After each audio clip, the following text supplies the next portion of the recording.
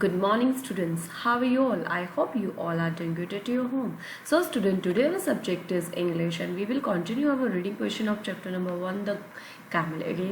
So, हमने कहाँ तक पढ़ लिया था? We have read. You have given the 3 extra work ever since Monday morning on all account of your idol at Santachin, and he went on thinking with his chin in his hand. ठीक है, हमने कहाँ तक किया था? Pool of water में उसकी reflection उसे दिख रही थी. सो हम यहाँ से माई फ्रेंड से स्टार्ट करेंगे. My friend said the jinn, what is this? I hear you doing no work. जिन जाके बोलता है कैमल को, my friend what is this? ये क्या है? मैंने सुना है कि तुम कोई काम नहीं कर रहे हो. द जिन सेट डाउन, जो जिन था वो बैठ गया.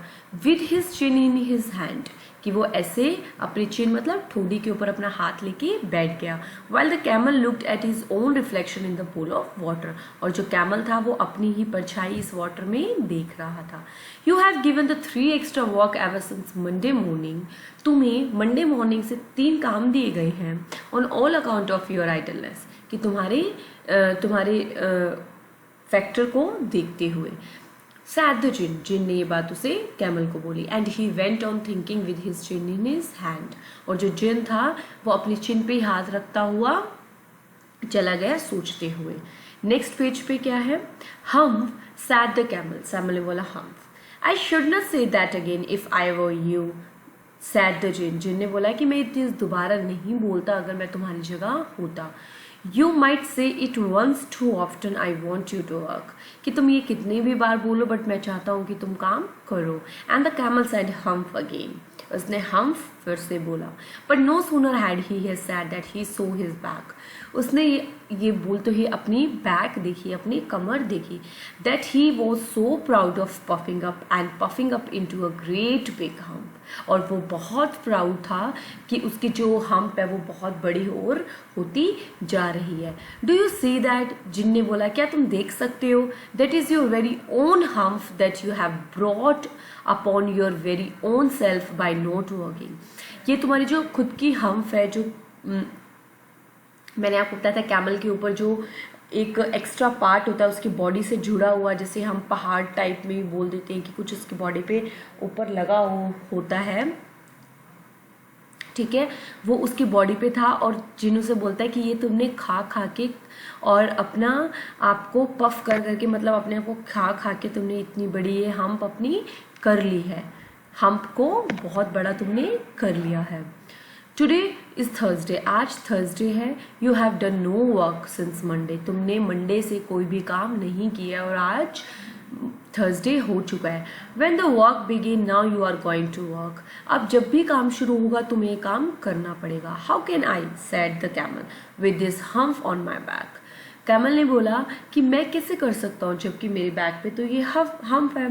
दैट हैज़ अ पर्पस, जिन ने बोला कि ये किसी काम के लिए तुम्हें दी गई है.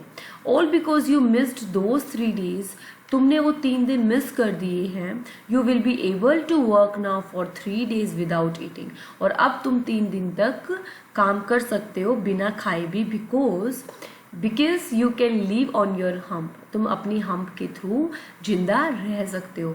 डोंट यू एवर से I never did anything for you, कभी भी ये मत बोलना कि मैंने तुम्हारे लिए कुछ किया नहीं. Come out of the desert and go to the 3 and behave, तुम डेजर्ट से बाहर निकलो और जाके उन तीनों के साथ काम करो. And the camel went away to join the 3, और जो कैमल था वो तीनों के साथ चला गया था उन्हें ज्वाइन करने. तीनों कौन? ऑक्स, डॉग, और वहां पे कौन था एक और करेक्टर हमारे साथ? Dog, ox and horse.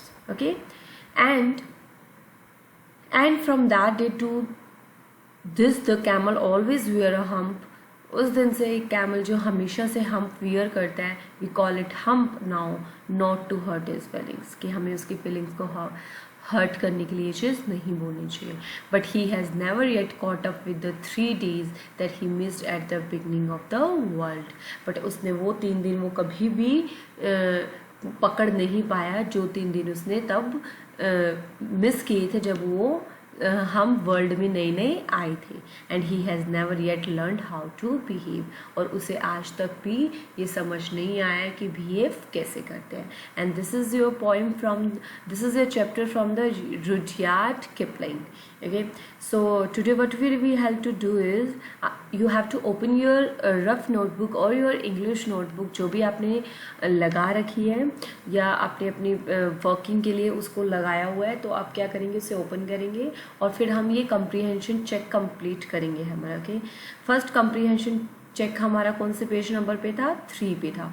सो आपको क्या करना है, आपको रफ नोटबुक निकालनी है, उसमें आपको एक क्वेश्चन नंबर 1 लिखना है. पहले आप क्या लिखेंगे, comprehension chapter 1 and the chapter का name, and after the comprehension check page number 3, and उसके बाद आप लिखेंगे क्वेश्चन नंबर 1.